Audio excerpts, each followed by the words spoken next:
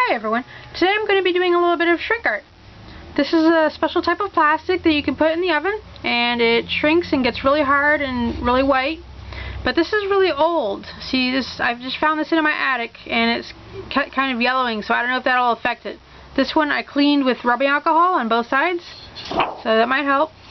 Also, I sanded it a little bit with 600 grit sandpaper so that I could use, colored pencils on it.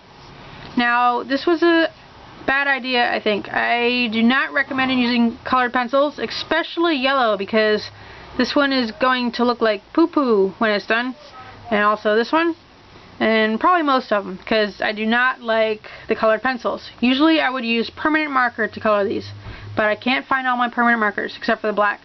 So that's permanent marker, all the black is marker, and all the color is colored pencils, except for this, which is watercolor marker, which is probably going to come off when I start touching it. Just that right in the middle.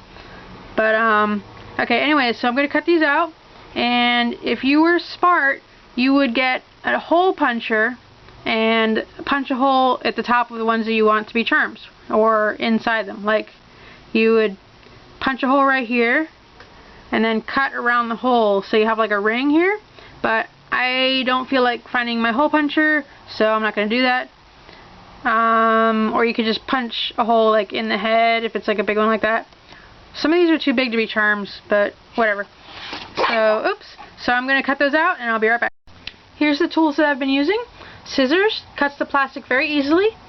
This I was using just to make a hole in a couple of them for charms. You should use a hole puncher. What is this? Medium fine. This is called a fine point, but it's not really fine point. Anyways, fine point Sharpie, black. For bigger areas, this is called ultra fine point Sharpie for thinner lines. And Crayola colored pencils. Don't use those, but that's what I used. And I would recommend to get this in different colors. If you want red, get a red one of these, purple. They come in all different colors. These are very good. Here's what I'm going to be cooking them on. It's a piece of brown cardboard. I think you're supposed to use brown paper bag like from a grocery store, but I can't find any, so I'm going to use this. And I also did this. I weaved some, and I'm just going to put it like that. Okay, I just put it in a second ago, and put it in for a few minutes. Oh, look, they're all shrinking already. And I don't have an oven mitt, so that's bad. I need an oven mitt, like, real quick. Uh-oh. How am I going to get them out? Well, anyways, that's them shrinking. It's best if you have, like, a spatula or something to squish them down, if they're not all the way flat. Okay, well, they kind of look done. Okay, here's what they look like fresh out of the oven. Got an oven mitt. And I haven't squished them down or anything. That's just the way they naturally laid down. Sometimes they'll get a little bit distorted, but these look kind of alright. Alright, I'm going to do the other ones. Okay, here goes the second ones. I don't know if you're interested in watching these shrink. Maybe, because you don't usually see that. So this is actual time. Putting it in. Sorry, my oven is kind of dirty. I did clean the window for you. Okay, so... Oh, and also I made this little strip right here. When it comes out, I'm going to put it around my finger and show you how it's kind of soft and you can form it. Okay, here they go. So you want to wait. Okay, at first they're going to look all messed up, and then they're going to flatten themselves out, kind of. Alright, and that's about how long it takes. Get my oven mitt on.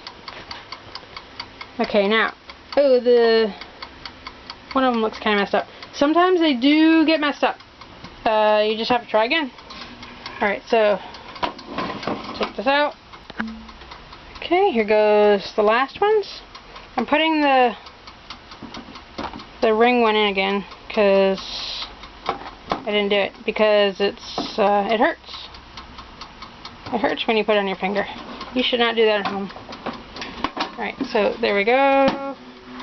Do the timer a little bit more. Hopefully Pikachu won't get messed up.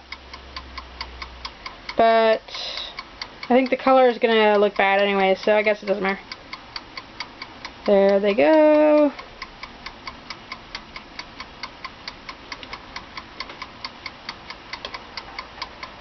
Almost done. Okay, so if you want to make a ring or something, like with one of those, you should have something that's the same size as your finger, but not your finger, because it really, really hurts when you put it on your finger. Okay, Pikachu needs to flatten himself down a little bit.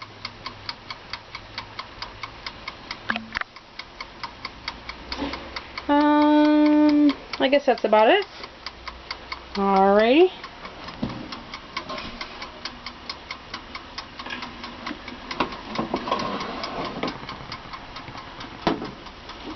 Okay, and here they are. See, it's kind of soft. You can shape it until it cools down a little bit.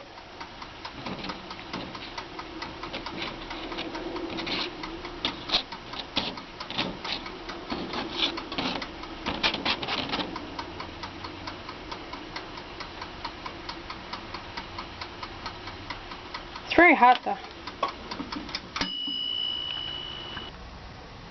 Okay, so here's a shot of all the things I made today. Here's some close-ups. As you can see, the flower distorted it a little bit, but that's alright. It still looks good, like it's at an angle. Okay, here's... I was trying to make a ring, but I guess it needs to be longer, and you need to bend it faster. I wasn't fast enough. You need to have a thing ready that's the same size as your finger to grab this real fast out of the oven and put it around and hold it until it cools. So you need heat protection. Okay, so there's that. Oh, and just in case you were wondering, you can sand this stuff. This was that weird shape you kept seeing, if you were wondering what it was. This is just about 5 minutes of sanding with a Dremel, and this is just some black marker. I took the black marker and I just went all over it, and then I wiped it off with the napkin, and I wiped it off more on this side so it's lighter. But as you can see, it's the same stuff.